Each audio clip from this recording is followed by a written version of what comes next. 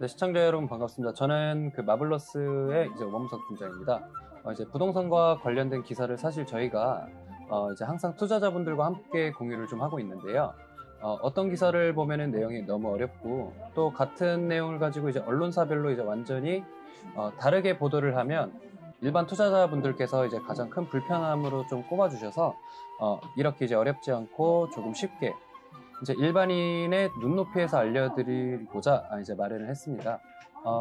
제 옆에 계신 분은 이제 이 채널 구독자분들은 아시겠지만 그 김총팀님이십니다. 네. 이제 마블러스의 이제 대표이자 본부장이시죠? 네. 안녕하세요. 네. 자, 그럼 이제 바로 본론으로 좀 갈게요. 대선 이후에 그 강남구와 그 서초구의 매매가 그 절반이 최고가로 좀 거래가 됐어요. 예, 저도 오늘 아침에 기사로 봤는데요. 그 사실 강남구하고 서초구가 제일 부동산 투자자들한테 민감한 동네거든요. 또 반대로 또 아시겠지만은 우리가 좀 아이러니하게도 이 정부 들어가지고 대출이 담보가 우량하면 우량할수록 오히려 대출이 안 나오는 그런 좀 이상한 상황이거든요. 그래서 지금 15억이 넘어가면은 아시겠지만 LTV가 제로입니다. 이게 네, 무슨 그렇죠. 소리냐면 담보대출이 15억이 넘어가는 그 담보 능력을 갖춘 물건은 대출을 안 해준다라는 얘기예요. 자, 그러면은 강남구에 지금 기존 평수, 그러니까 뭐 20평대도 마찬가지죠. 15억이 넘지를 않는 아파트는 요즘 들어서 찾아보기가 아예 힘든 수준인데요. 이렇게 현금이 없으면 강남 쪽에는 아예 거래가 불가능한데도 불구하고 대선이 끝나자마자 매매가 절반이 최고가로 거래가 됐다라고 하는 거를 보면 이게 이제 연쇄작용을 할 것들이 분명히 이제 눈에 보인다는 거죠. 이 기사를 딱 보면은 잘난 사람들은 계속 잘났네 이런 수준으로 보이지를 않고요.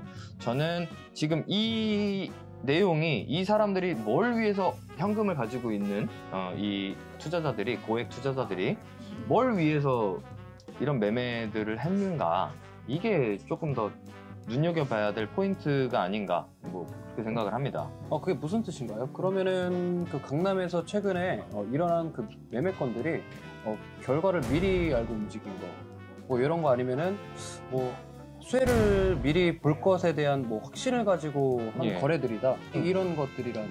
네, 맞아요. 그렇다고 저는 봅니다. 뭐냐면 지금 이런 거거든요. 가장 민감한 반응을 보이는 곳이 이제 강남이라고 아까 전에도 말씀을 드렸었는데 그 중에서 절반이 신고가예요. 그러니까 그렇게 비싼데도 불구하고 현금을 투자해 가면서까지 무리해가지고 살 필요가 있느냐 이렇게 말씀드릴게요. 윤 정부가 아직 뭐 출범을 안 했는데 용산에서 지금 하고 있는 얘기들 중에 뭐 이런 얘기가 거의 대표적인데 LTV를 한시적으로 80%까지 풀어주겠다. LTV는 주택담보대출 비율을 얘기를 하는데요. 무주택자들, 생애 첫 주택자들에 한해서 대출을 80% 한도까지 끌어올리겠다 한시적으로. DSR 얘기는 아직까지는 없습니다만 그 뜻 그대로 받아들이게 되면 소형 평수들은 그러니까 무주택자들한테 대출 한도를 많이 주겠다라는 이야기는 그들에게 필요한 집을 사는데 무리가 없이 은행에서 돈을 빌려주겠다라는 뜻이거든요. 그러면은 무주택자들이 강남에다 집을 살까요? 당연히 아니죠.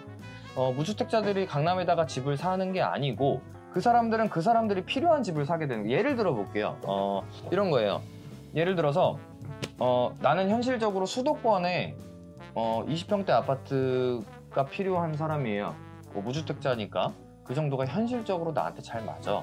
그래서 나는 그걸 실수요할 목적으로 나 거기서 실제로 살 목적으로 거기다가 예를 들어서 80% 대출을 받아가지고 1억 원 내가 모아둔 돈으로 투자를 해서 5억짜리 집을 샀다고 칠게요. 자, 수요가 한 군데로 몰리게 됩니다. 이런 식이면 집중적으로 5억짜리 아파트에 집중적으로 몰리게 됩니다. 그럼 수요공급 법칙에 의해서 우리가 벌써 이전에 한번 경험을 했었기도 해요.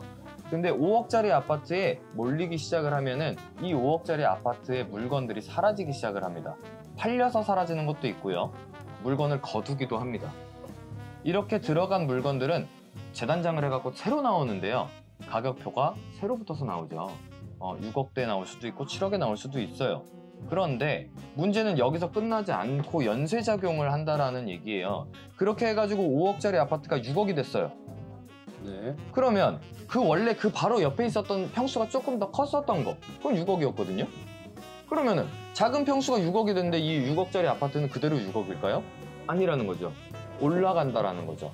그렇게 상급지로 올라가면 올라갈수록 수익이 더 많이 발생하는 구조인데, 이렇게 차익이 발생하기 시작을 하는 게 아주 밑에서부터 시작을 해서 이게 연쇄적으로 한 단계 한 단계 한 단계 밀어 올리기 식으로 올리면 결국에는 마지막 수혜는 강남입니다. 그래서 이 수혜를 지금 사놔야 그게 신고가든 아니든 이건 중요하지가 않다라는 얘기거든요.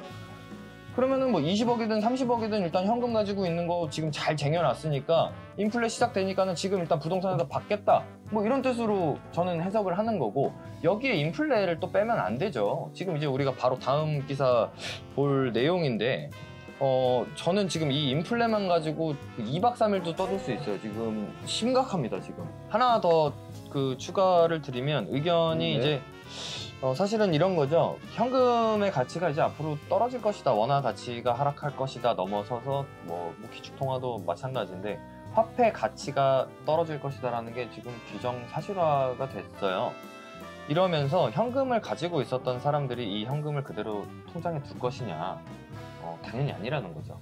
지금 대선 이후에 이제 정확하게 어떤 사람이 정부를 이끌어 나가겠다라는 걸 확인을 한 다음에 이 현금의 가치가 이제 계속 쓰레기통에 가까워질 텐데, 막말로 그냥 쓰레기예요. 이제 원화는 원화로 갖고 있는 돈을 투자를 하겠다. 어디에? 저 방금 얘기한 것처럼 최종 수혜지에, 강남에. 이거는 제 의견이 아니고요, 그냥 이거 맞습니다. 뭐냐면 제가 조금 세게 말씀을 드리는 건데, 화폐 가치가 지금 인플레가 시작이 됐죠. 이제 우리 다음 기사 할 때 이제 또 이어서 말씀을 드릴 텐데, 부동산이 오르는 게 아니라는 거죠. 그냥 화폐 가치가 떡락한다고 얘기를 하는데, 떡락하면서 부동산 값이 그냥 그대로 가만히 버텨주기만 하더라도 그냥 오른다라는 거죠, 상대적으로. 그래서 그런 것들에 대비하는 투자자들의 움직임이다, 이렇게 보시면 됩니다. 그러면은 지금 이제 투자자분들은 뭐 예를 들어서 무주택자라든지 그런 분들은 지금 뭐 주담대라든지 이런 것들을 80%까지 올려서 받는다는 거, 그런 것들? 네, 그런 것들에 대한 그 연쇄작용이 시작될 것을 미리 예견한 움직임인데, 네. 그것도 현금 부자들이 가지고 할 수 있는 투자잖아요. 아무리 우리가 그 결과를 예측할 수 있다라고 해도 돈이 없으면 못 하는 건데. 네. 그러면은 지금 이제 투자자분들이나 일단 무주택자들, 네. 그러면 현금으로 지금 가지고 계신 분들이 과연 모든 사람들이 그대로 진행을 할까요? 이제 강남이나 서초구 쪽으로. 무주택자들은 거기다가 진행을 안 하죠. 그럴 만한 현금을 보유하고 있다라는 얘기가 아니고, 강남에다가 투자를 하는 사람들은 무주택자들이 아닙니다, 당연히. 네, 강남에다 그렇죠. 투자를 하는 사람들은 고의적으로 무주택으로 있거나, 뭐 말씀하신 것도 뭐 일맥상통하나, 그 10억 원 이상에 대한 거래건들은 아마도 풀리지 않을 거예요. 그렇다면 얘가 직접적으로 영향을 받는다라기보다는 저기 아래에 있는 집들이 하나씩 오르면서 그 다음 단계에 있는 집이 오르면서 이렇게 받쳐 올린다는 거죠. 예를 들어서 강북에 30평대 아파트가 10억이라고 칠게요. 네. 근데 이제 강남은 15억이에요. 예를 들어서. 그래서 이제 강북은 대출이 80%까지 나온대. 그럼 이제 무주택자들이 강북 쪽에다 집을 알아보기 위해서 그쪽으로 몰릴 거 아니에요. 네. 그러면서 집값이 서서히 오르기 시작을 합니다. 그래서 어디까지 오르냐? 15억까지 오른다고 쳐볼게요. 그럼 이제 강북하고 강남하고 집값이 똑같아져요.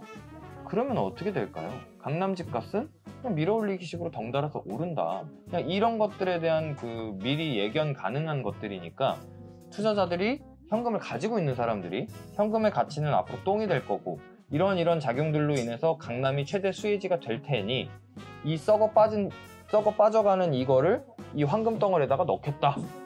네, 알겠습니다. 여기를 보면은, 기사를 보면은 이제 둔촌주공단지나 이문 1동, 이제 뭐 3동 이런 것들이 지금 이제 서울의 무더기로 이제 분양이 계속 연기가 되고 있는데, 예. 이거는 방금 뭔가요? 이거 궁금해 하시더라고요, 다들. 둔촌주공단지 같은 경우가 지금 서울에서 진행하는 재건축 단지 중에서는 가장 규모가 큰데요. 시공업체가 이 도급 계약을 포기를 했죠. 이게 진짜 말이 많아요. 조합하고 계속 언쟁이 있었었는데 결국엔 이제 포기를 했습니다. 공사가 중단이 됐죠. 이게 어떤 의미이냐? 그냥 쉽게 말씀드릴게요. 공사하는데 공사 단가가 안 나오는 겁니다. 자기들이랑 이제 도급 계약을 할 때는 뭐 예를 들어서 1억 줄 테니까 이거 공사하래요. 그래서 대충 계산해 보니까 여기 인부들하고 뭐 이렇게 재료값하고 이런 거 저런 거 계산하니까 뭐 시간은 한 달 정도 걸리고 비용은 한 7천만 원 정도 들어갈 것으로 예상이 돼요. 그러면 내가 한 달이라는 시간 동안 3천만 원이라는 시세 차익 이만큼을 소득으로 가지고 가겠다 뭐 이런 내용인 거거든요, 결국에는. 네. 그런데 그동안 그 물가가 오를 수밖에 없는 요인들이 계속해서 있었습니다. 특히 건축 원자재 같은 경우는 더 그렇죠. 철강이 대표적인 건데 러시아하고 우크라이나하고 이제 전쟁 중인데요. 장기화가 되고 있습니다. 여기에 엎친 데 덮친 격으로 상하이에서 코로나가 크게 터지면서 항구가 지금 봉쇄가 됐습니다. 상하이는 그 무역의 도시라고 봐야 되는데 이 두 가지 악재가 겹치면서 자재가 안 들어와요. 공사 현장들은 줄줄이 그 예정이 되어 있는데 재료가 안 들어와가지고 공사를 시작을 못하고 있습니다, 지금. 그러다 보니까 수요는 폭증하고 공급이 끊겨버리고 당연히 물건값이 오릅니다. 안 그래도 지금 화폐 가치가 하락을 하고 있는 이 시점에서 건축자재 값이 하루가 멀다 하고 폭등을 하고 있으니 시공업체의 입장에서는 포기를 하는 방법이 가장 손실을 줄일 수 있는 방법이다라고 판단을 해서 중단을 하는 건데 기존에 있었던 약속을 지켜달라라고 이야기하는 사람과 그 약속을 지킬 수 없는 이유는 이런 요인들 때문이다. 이 입장 차이 때문에 지금 중단이 된 거라고 보시면 되고요. 여기 아니고 그냥 크고 작은 현장들 중에서 지금 공사가 제대로 이루어지고 있는 데가 한 군데도 없습니다. 전 미사를 사는데 이 미사도 마찬가지예요. 여기 헤리움 3차하고 그리고 바로 앞쪽에 원래는 거기가 동양파라곤 모델하우스가 있었던 부지인데 여기도 오피스텔로 분양 승인이 났어요. 그래서 그 모집을 하기 위해서 모델하우스도 들어오고 이렇게 됐었는데 갑자기 철수를 합니다. 그래서 이제 알아보니까 땅을 내놨더라고요. 분양가도 거의 확정이 돼 있었던 게 헤리움 3차가 5억 3천 정도, 그리고 동양 파라곤이 한 6억대 정도 예정이 돼 있었는데 이게 다 포기가 됐어요. 시공 단가가 안 나와서 그러는 거거든요. 이게 졸지에 그 바로 직전에 분양을 했었던 헤리움 2차 같은 경우는 졸지에 이것 때문에 수혜를 봤죠. 그만큼 시세 차익을 그냥 화폐 가치가 떨어지면서 챙겨간 거기 때문에. 건설 현장을 덮친 그 이제 원자재 값들이 이제 폭등을 하는데 그러면 이제 이 금액으로는 공사를 못 한다고. 예, 지금 방금 말씀드린 이야기입니다, 이게. 네네네.